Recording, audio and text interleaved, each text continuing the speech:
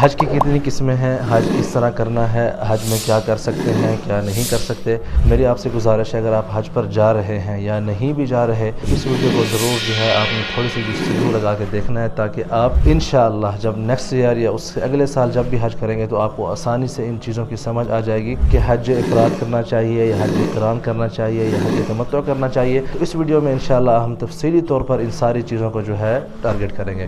زمانہ رشک کرتا ہے وہ 10 ہجری کے منظر پر، برائے حج نبی کے سنگ چلا جب لاکھ کا لشکر۔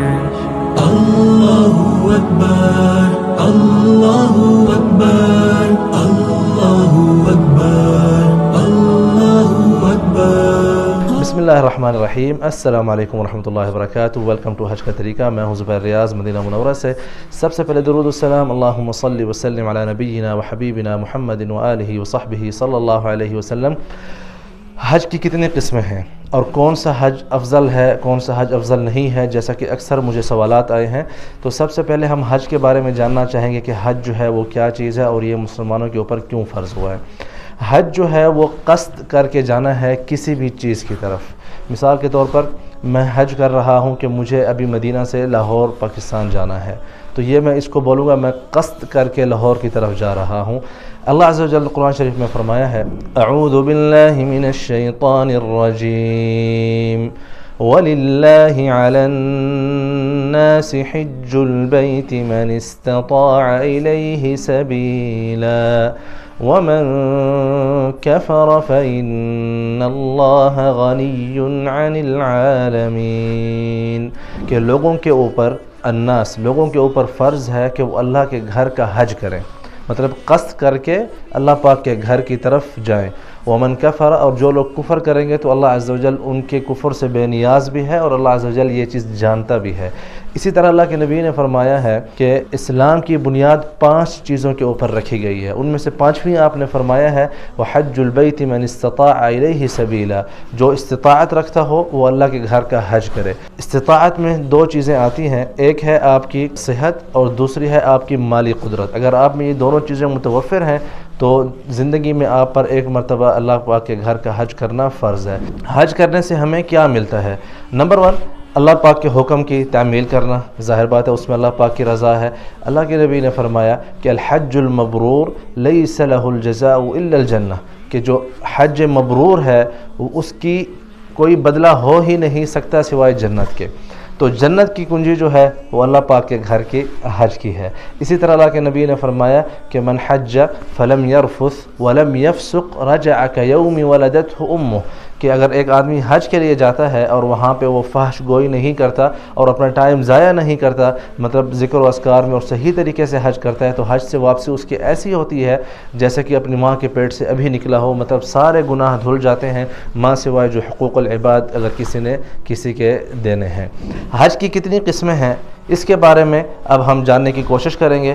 حج کی 3 قسمیں جیسا کہ لوگ کہتے ہیں، لیکن بیسیکلی یہ ایک ہی حج ہے، لیکن اس کے مختلف طریقے ہیں، وہ میں آپ کو بتانے لگا ہوں۔ سب سے پہلے حج افراد۔ حج افراد میں کیا ہے کہ افراد مین کہ اونلی آپ حج کریں گے، صرف آپ حج کریں گے۔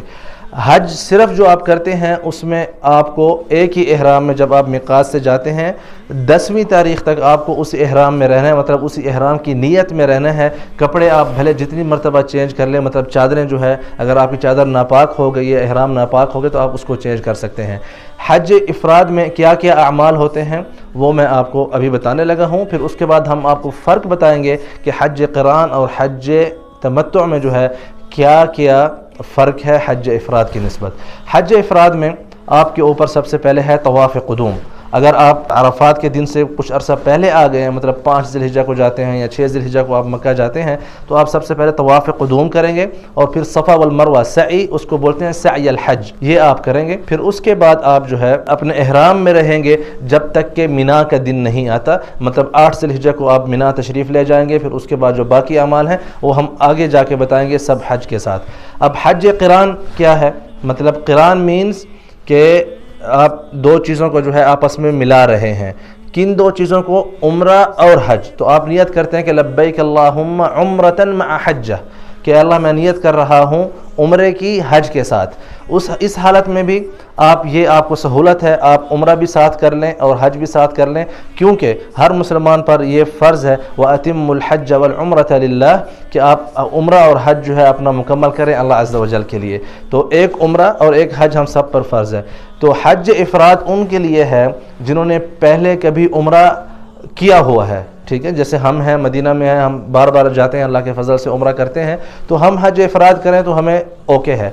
लेकिन अगर मैंने कभी उम्रा पहले नहीं किया हुआ, तो फिर मैं अगर आखिरी दिनों में आ रहा हूँ बिल्कुल 6 या 7 ज़िलहिज्जा को, तो मेरे लिए 2 ऑप्शन है, मैं हज क़िरान करूँ या हज तमत्तु करूँ। तो हज क़िरान में आप एक ही नियत में, एक ही इहराम में आप 2 अमल करते हैं। आप आएंगे, सबसे पहले तवाफ़ क़ुदूम नहीं बल्कि तवाफ़ उम्रा करेंगे आप, और फिर आप सई उम्रा और सई हज आपकी दोनों जो है वो एक ही उसमें हो जाएगी, क्योंकि आपने हज और उम्रे को इकट्ठा एक ही नियत में कर रहे हैं, तो आपकी वो एक सई काफ़ी है। आप वो उम्रा करने के बाद अपने इहराम में ही रहेंगे, फिर आप 8 तारीख़ को मिना तशरीफ़ ले जाएंगे, फिर 9 को आप अरफात तशरीफ़ ले जाएंगे। ये अमाल हम आगे इसके हवाले से बात करेंगे। तो हज क़िरान में आप जब उम्रे की सहूलत साथ लेते हैं एक ही सफ़र में, एक ही इहराम में, हज में, तो आपके ऊपर हदियन बालिग़ल काबा वाजिब है, जिसे आप लोग कुर्बानी कहते हैं। हालांकि वो कुर्बानी नहीं है बल्कि वो हज का एक नुसुक है कि आपने अल्लाह के नाम पे बकरा या दुम्बा जो है ज़िबा करना है हज क़िरान के लिए। तो उसको हम कुर्बानी नहीं बोल सकते बल्कि कुरान शरीफ में उसको हदी बोला गया है। तो हदी जो है वो आपने लाजिम करनी है अगर आप हज क़िरान करेंगे। अब आ जाता है हज तमत्तु। हज तमत्तु जैसा कि आजकल इंडिया पाकिस्तान से दूर दराज से लोग आते हैं और बहुत अरसा हज से पहले आ जाते हैं। मिसाल के तौर पर ज़िलक़अदा में से लोग आए हुए हैं, तो अगर वो हज इफ़राद करना चाहे सिर्फ हज, तो पॉसिबल नहीं है। क्यों पॉसिबल नहीं है? कि वो जिस दिन से आएगा उस दिन से वो सारा टाइम जो है इहराम में रहेगा, तो वो उसके लिए बहुत मुश्किल है। तो हज तमत्तु की नीयत इस तरह होती है कि लब्बैक अल्लाहुम्मा उम्रतन मुतमत्तिअन बिहा इलल हज, कि अल्लाह मैं उम्रे की नीयत कर रहा हूँ और उसके बाद मैं तमत्तु करूँगा हज तक। या आप ये नियत करें कि लब्बैक अल्लाहुम्मा उम्रा, आप आएँ सिर्फ उम्रा करें, फिर आप अपना इहराम खोल लें, फिर उसके बाद 8 तारीख़ को जो है आपने मिना तशरीफ़ ले जाना है। आपने तवाफ़ क़ुदूम नहीं करना क्योंकि आप ऑलरेडी मक्का में पहले से मौजूद हैं। तो हज तमत्तु में उम्रा अलहदा होता है और हज जो है अलहदा होता है, और इन दिस बिटवीन जो है जब आप अपना इहराम खोल लेते हैं तो आपके ऊपर सारी चीज़ें हलाल हो जाती हैं। मतलब आपकी घर वाले, आपका मतलब खुशबू लगाना, कपड़े पहनना, एवरीथिंग। लेकिन जो मुफरिद और मुकरिन है उनके लिए ये चीज़ें हलाल नहीं हैं। तो इस तरह ये फ़र्क है हज इफ़राद, हज क़िरान, हज तमत्तु। हज एक ही है, लेकिन अगर आपने साथ में उम्रा शामिल करना है, जैसे कि अगर मिसाल के तौर पर आप सफ़र में हैं, ज़ुहर और असर मिला के पढ़ रहे हैं, तो इसी तरह उम्रा और हज आप मिला के कर रहे हैं। आप लोगों ने जान लिया कि हज की अक़साम क्या हैं और हज किस लिए और कैसे वाजिब है और हज के दिन कौन से हैं। अब आ रहा है कि हज करने का तरीका किस तरह है। हज जो है उम्रा आपका हज तमत्तु में अलहदा हो गया। अगर आप मुक़रिन और मुफरिद हैं तो आप आके सबसे पहले तवाफ़ क़ुदूम करेंगे, फिर उसके बाद जो है आप सई सफ़ा वल मरवा करेंगे, फिर उसके बाद 8 तारीख़ तक आप इंतज़ार करेंगे। अगर आप 8 से पहले आए हुए हैं तो 8 तारीख़ को सुबह जो है, इसको यौम तरविया बोलते हैं, उस दिन आप मिना तशरीफ़ ले जाएंगे और यही आप सल्लल्लाहु अलैहि वसल्लम की सुन्नत थी। और यौम तरविया बोलने का मकसद इसका यह है कि उस दिन मुसलमान और आप सल्लल्लाहु अलैहि वसल्लम और सहाबा किराम और अहले मक्का जितने भी हुज्जाज किराम होते थे, अपनी सवारियों को, ऊँटों को, घोड़ों को, अपनी भेड़ों को, सब चीज़ों को जो है पानी पिलाते थे और ख़ुद भी जो है अपने लिए पानी का बंदोबस्त करते थे और फिर मिना तशरीफ़ ले जाते थे। क्योंकि मिना, अरफात, मुज़दलिफ़ा जो है उस ज़माने में मक्का से बाहर होते थे और वहाँ पे कोई पानी का इतना ख़ास बंदोबस्त नहीं होता था, तो इसलिए मक्का से ही पानी का बंदोबस्त करके वहाँ पे जाया जाता था। तो इसलिए उसको यौम तरविया बोलते हैं। आप जब मिना पहुँच जाएंगे तो वहाँ पे एक अमल है जो कि हर हाजी को करना है, और वो है कि ज़ुहर, असर, मगरिब, इशा की नमाज जो है आप कसरन पढ़ेंगे। मतलब ज़ोहर की नमाज आप 2 रकात पढ़ेंगे, फिर असर की नमाज उसके टाइम पे पढ़ेंगे, लेकिन पढ़ेंगे 2 रकात। मतलब इस तरह नहीं है कि आप जमा करेंगे, जमा नहीं करेंगे, लेकिन कसर आप पढ़ेंगे। आप अगर देखें کہ جتنی بھی عبادات ہیں مسلمانوں کے لیے، جتنے بھی مطلب شرعی احکام ہیں وہ چاند کے ساتھ مطلب مربوط ہیں، اور ان کا دن شروع ہوتا ہے غروب شمس کے بعد. جب سورج ڈھل جاتا ہے تو آپ کا دن جو ہے گنا جاتا ہے، روزوں کے لیے بھی جیسے ہم تراویح پڑھتے ہیں، عید کے لیے بھی.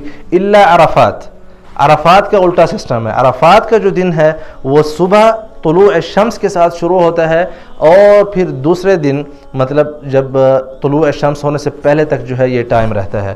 تو 9 تاریخ کو صبح صبح آپ لوگ سب فجر کی نماز پڑھ کے عرفات کے لیے تشریف لے جائیں گے. عرفات جب پہنچتے ہیں تو وہاں پہ کیا عمل کرنا ہے؟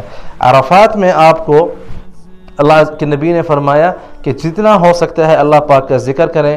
پھر اللہ کے نبی نے آگے فرمایا خیر ما قلت انا والنبیون من قبلی لا الہ الا اللہ وحدہ لا شریک لہ لہ الملک ولہ الحمد وہو علی کل شیء قدیر. اللہ کے نبی فرماتے ہیں کہ میں نے اور مجھ سے پہلے نبیوں نے سب سے افضل جو ذکر کیا ہے وہ ہے لا الہ الا اللہ وحدہ لا شریک لہ لہ الملک ولہ الحمد وہو علی کل شیء قدیر. اور آپ نے اس سے پہلے فرمایا کہ خیر الدعاء دعاء یوم عرفہ، کہ سب سے افضل دن، سب سے افضل جو دعا کا مانگنے کا ٹائم اور دن ہے وہ عرفات کا دن ہے. تو حجاج کرام سے گزارش ہے کہ بجائے اپنے موبائلوں پہ ٹائم ضائع کرنے کے، آپ سے گزارش ہے کہ آپ جب عرفات میں موجود ہیں تو اللہ پاک نے آپ کو ملین لوگوں میں سے چن کے اس میدان میں بٹھایا ہے، تو آپ اللہ پاک سے جتنی بھی دعا ہو سکتے ہے اپنے لیے، اپنے پیاروں کے لیے، سب کے لیے جو ہے دعا کر. اب جو آدمی عرفات نہیں پہنچ سکتا 9 کی صبح اور 9 کی رات، مطلب 10 قربانی والی رات سے پہلے تک، اگر اس ٹائم تک وہ عرفات کے میدان میں نہیں آتا تو اس کا حج نہیں ہے. کیونکہ اللہ کے نبی نے فرمایا کہ الحج عرفہ، کہ حج جو ہے وہ عرفات میں وقوف ہے. تو یہ ایک مطلب ہے کہ حج کے ارکان میں سے یہ لازم جو ہے آپ کو کرنا ہے. آپ جب دعا وغیرہ مانگ لیں غروب شمس تک جو ہے آپ وہاں پہ کھڑے رہیں، پھر آپ دعا مانگیں. اگر آپ ہو سکے تو آپ جبل الرحمت پر چلے جائیں، لیکن آج کل جو ہے بہت سخت گرمی ہے تو مناسب انتظامات کر کے ہی آپ جائیں. بچوں اور بوڑھوں کو جو ہے میرے خیال سے اجتناب بھی کرنا چاہیے. عرفات کا میدان سارا ہی عرفات ہے، آپ کہیں پہ بھی دعا مانگیں اللہ عز و جل جو ہے وہاں پہ موجود ہوتے ہیں. تو یوں 9 کی صبح عرفات کے لیے سب لوگ حجاج کرام مینا سے تشریف لے جائیں گے جو کہ پہلے سے وہاں پہ موجود ہیں. اگر کوئی حاجی، اگر کوئی حاج جو ہے وہ 9 کے دن ہی مکہ پہنچتا ہے، اگر اس کے پاس اتنا ٹائم ہے کہ وہ جا کے طواف قدوم کر سکے تو وہ کرے، لیکن افضل یہ ہے کہ وہ سیدھا جو ہے عرفات کے میدان میں جائے. کیونکہ عرفات کا دن ایسا خوبصورت اور خوش نصیب دن ہے کہ پورے سال میں اس جیسا کوئی بھی دوسرا دن آپ کو نہیں ملتا. اس کی ایک وجہ تو یہ ان 10 دنوں میں شامل ہے جس کی اللہ عز و جل نے قرآن شریف میں قسم کھائی ہے. اعوذ باللہ من الشیطان الرجیم، بسم اللہ الرحمن الرحیم، والفجر ولیال عشر والشفع والوتر. تو آپ جب عرفات پہنچتے ہیں تو اللہ کے نبی نے فرمایا کہ الحج عرفہ، کہ عرفات جو حج ہے وہ بیسیکلی عرفات میں وقوف کا نام حج ہے. کیوں ایسا فرمایا؟ کیونکہ قریش مکہ جو ہے وہ کہتے تھے کہ ہم جو ہے اہل اللہ ہیں، اہل الحرم ہیں، ہم خاص بندے ہیں، ہم جو ہے حرم کی حدود سے باہر نہیں جائیں گے عرفات میں وقوف کرنے کے لیے. تو قریش کے جو حجاج ہوتے تھے وہ بیسیکلی پرانے زمانے میں حج کے دنوں میں عرفات یا حرم کی حدود سے باہر نہیں نکلتے تھے. تو اسی لیے اللہ کے نبی نے فرمایا کہ نہیں بھائی جان، اگر آپ حج کرنا چاہتے ہیں تو آپ کو عرفات میں وقوف کرنا آپ کا لازم ملزوم ہے.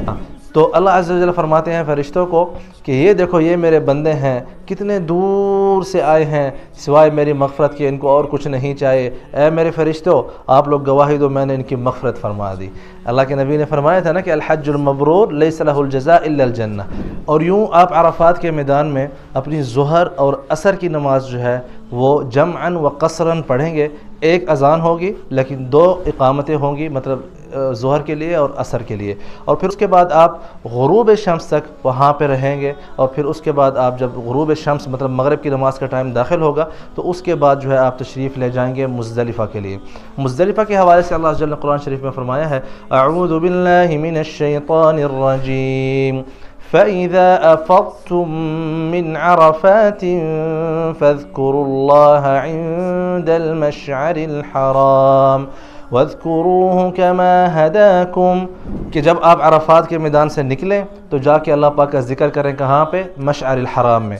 مشعر الحرام یہ مینا اور عرفات کے درمیان وادی ہے جسے مزدلفہ کہا جاتا ہے۔ تو اللہ کے نبی نے غروب شمس کے بعد وہاں پر تشریف لے گئے اور آپ نے وہاں پر جا کے آپ جتنا بھی لیٹ پہنچے آپ نے وہاں پہ جا کے مغرب اور عشاء کی نماز جو ہے قصراً و جمعاً پڑھنی ہے۔ مغرب کی تو 3 ہی رکعتیں پڑھیں گے، لیکن عشاء کی نماز جو ہے آپ 2 رکعت پڑھ کے، حتیٰ کہ بعض روایات میں یہ بھی ہے کہ اللہ کے نبی نے اس دن وطر بھی نہیں پڑھے اور پھر آپ نے آرام فرمایا، اور پھر رات کے کسی پہر میں جو ہے آپ اٹھ کے جب آپ کو تھوڑا ریلیکس ہو جائیں، ریسٹ ہو جائے، تو اس کے بعد جو ہے آپ جتنا ہو سکتا ہے اپنے لیے اور مسلمانوں کے لیے وہاں پہ دعا مانگے، اور یوں فجر تک جو ہے حجاج کرام مزدلفہ میں رہیں گے، ماں سوائے اگر کچھ بوڑھے بچے عورتیں ہیں تو ان کو رخصت ہے کہ وہ آپ کے گروپ میں جو مفتی صاحب موجود ہیں آپ کے ساتھ، ان سے پوچھ کے جو ہے آپ اپنی جو ہے رخصت لے سکتے ہیں، کیونکہ اوور آل جو ہے یہ رخصت اس طرح نہیں دی جا سکتی۔ تو آپ کے ہر گروپ میں آج کل مفتیان کرام موجود ہوتے ہیں، تو آپ ان سے رہنمائی لے کے آپ یہ جو ہے پہلے بھی جا سکتے ہیں مینا کے لیے۔ تو یوں صبح فجر کی نماز مزدلفہ میں پڑھنے کے بعد شروق شمس سے پہلے آپ کعبۃ اللہ کی طرف رخ کر کے کھڑے ہو کے دعا مانگیں گے، اور پھر اس کے بعد آپ سب نے مینا تشریف لے جانا ہے کنکریاں مارنے کے لیے۔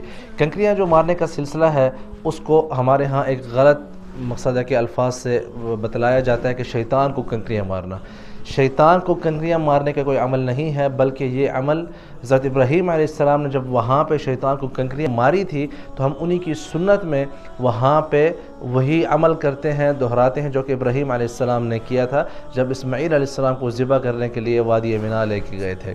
تو یوں آپ جب مینا پہنچیں گے تو سب سے پہلا کام آپ نے سب سے پہلے کنکریاں مارنی ہیں۔ وہاں پہ 3 جگہوں پہ کنکریاں مارنے کی جگہ بنی ہوئی ہیں، لیکن آپ نے صرف جو جمرۃ الکبریٰ ہے وہاں پہ مارنی ہے۔ سب سے پہلے جب آپ مزدلفہ سے مینا جا رہے ہوں گے تو آپ کو جمرۃ الصغریٰ ملے گی، پھر الوسطیٰ ملے گی، پھر الکبریٰ ملے گی۔ مطلب سب سے پہلے جو ہے چھوٹی، پھر جو ہے مڈل، پھر جو ہے بڑی۔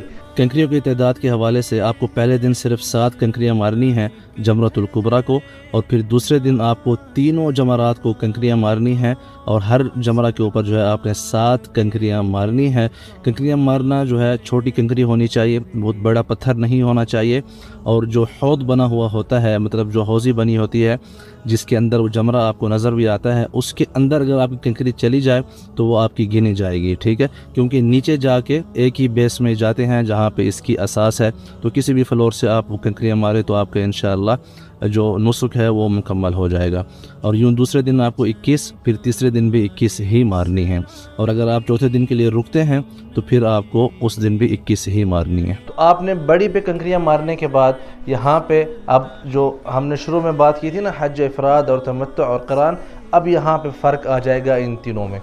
جو حج افراد کر رہے ہیں وہ کنکریاں مارنے کے بعد اپنے بال کٹوا کے اپنا احرام کھول سکتے ہیں، اور جو سادہ کپڑے ہیں وہ پہن سکتے ہیں، لیکن جو حج تمتع اور حج قران کر رہے ہیں ان کے لیے لازم ہے کہ پہلے جو ہے اپنا جانور ذبح کریں گے، جس کو ہدی بولتے ہیں۔ یہ قربانی نہیں ہے بلکہ ہدی بالغ الکعبہ، یہ وہ ہے جو حج کے نسک کے ان میں شامل ہے۔ تو وہ جانور ذبح کرنے کے بعد ہی اپنا سر جو ہے منڈوا کے پھر اپنا احرام کھول سکتے ہیں۔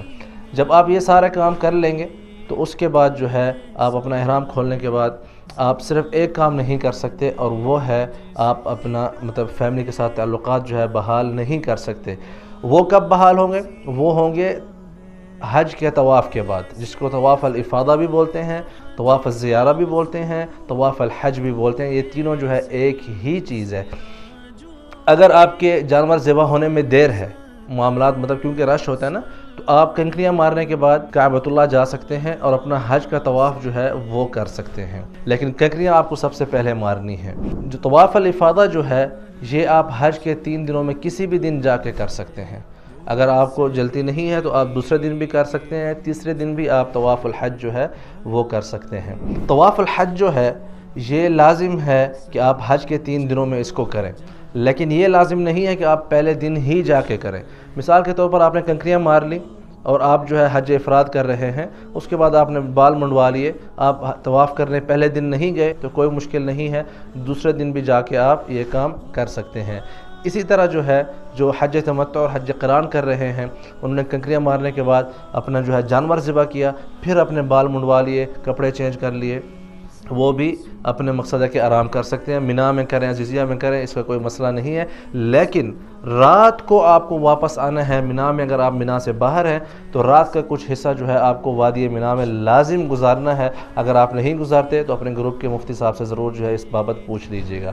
پھر جب آپ طواف حج کر لیتے ہیں، پہلے دن کریں، دوسرے دن کریں یا تیسرے دن جو ہے صبح کریں، تو اس کے بعد آپ جو ہے ہر کام کر سکتے ہیں جو کہ آپ حج سے پہلے کر سکتے تھے، اور حج کے دوران جو پابندیاں تھیں آپ کے اوپر وہ ساری پابندیاں آپ کے پاس سے ہٹ جائیں گی۔ یہاں پہ ایک اور فرق ہے حج تمتع میں اور حج قران اور حج افراد میں۔ آپ کو یاد ہے آپ نے سب سے پہلے سعی کی تھی، حج تمتع والوں نے تو پہلا عمرہ کیا تھا پھر احرام کھول لیا تھا، لیکن حج قران اور حج افراد والوں نے طواف اور سعی جو اکٹھے کر لی تھی، اب ان کو دوبارہ حج کی سعی کرنا لازم نہیں ہے۔ اگر نہیں کی تھی شروع میں، مثال کے طور پر ایک بندہ حج افراد کر رہا ہے اور وہ 9 کو جو ہے مدینہ سے چل کے مکہ گیا ہے اور سیدھا عرفات گیا ہے، تو اب اس کو جو ہے طواف قدوم تو اس نے ویسے بھی نہیں کرنا، اب وہ جو ہے طواف الحج پہلے کرے گا مکہ پہنچ کے، مطلب مینا والے دن کے بعد، اور پھر اس کے بعد حج کی سعی کرے گا۔ اسی طرح جو حج متمتع ہے، جو حج تمتع کر رہا ہے، وہ پہلے جو ہے اپنا حج کا طواف کرے گا جسے طواف الحج اور طواف الزیارت بولتے ہیں، پھر اس کے بعد سعی کرے گا۔ اس طرح نہیں کر سکتے کہ پہلے سعی کی بعد میں طواف کیا، ایسا نہیں ہو سکتا۔ جی تو یہ تھی حج کی ترتیب۔ اگر اس میں سے آپ کچھ آگے یا پیچھے کر لیتے ہیں، خصوصی طور پر جب 10ویں کا دن ہوتا ہے نا، کنکریاں بھی مارنی ہیں، بال بھی کٹوانے ہیں، ہدی جانور بھی ذبح کروانا ہے اور طواف افاضہ بھی کرنا ہے، تو یہی چیز آپ صلی اللہ علیہ وسلم کے زمانے میں جب ہوئی تو آپ نے سب کو کہا کہ افعل ولا حرج، کہ کوئی مسئلہ نہیں ہے آپ کر لو۔ لیکن علماء کے نزدیک کیونکہ اللہ کے نبی نے جو اپنی ترتیب جس طرح سے کی تھی تو ہمیں سب کو اسی ترتیب سے ہی چلنا ہے۔ اس وقت لوگوں نے مطلب اپنی جو ہے کم علمی یا ان کو پتہ نہیں تھا تو وہ انہوں نے جب کر لیا تو اللہ کے نبی نے ان کو رخصت دے دی تھی، لیکن یہ رخصت جو ہے اب نہیں ہے۔ تو آپ کو یہ کام جو ہے سارے ترتیب سے ہی کرنے ہیں کہ پہلے کنکریاں مارنی ہیں، پھر اس کے بعد جانور ذبح کرنا ہے اگر آپ تمتع یا قران کر رہے ہیں، اس کے بعد بال کٹوانے ہیں۔ لیکن جو طواف ہے وہ آپ جانور ذبح کرنے سے پہلے بھی کر سکتے ہیں، لیکن سب سے پہلے آپ کو کنکریاں ہی مارنی ہیں۔ سم ٹائم رش کی وجہ سے آپ کا جانور جو ہے دوسرے دن جا کے ذبح ہوتا ہے تو آپ نے احرام میں ہی رہنا ہے جب تک کہ آپ کا جانور جو ہے ذبح نہ ہو جائے۔ تو یوں ہمارا حج کا سفر، حج کا طریقہ اور حج کے جو مناسک ہیں وہ تمام ہوئے اللہ کے فضل سے۔ میں امید کرتا ہوں کہ آپ سب کو پسند آیا ہوگا۔ میری دعا ہے کہ اللہ عز و جل آپ سب کو حج کرنے کی بار بار اپنے گھر کی توفیق عطا فرمائے اور صحت اور عافیت اور خوشیوں کے ساتھ آباد رہیں، خوش رہیں۔ اس کو شیئر ضرور کریں تاکہ بہت سے دوستوں تک یہ ویڈیو پہنچ سکے جن تک نہیں پہنچ سکتی، سمجھنے میں انشاءاللہ آسانی ہوگی۔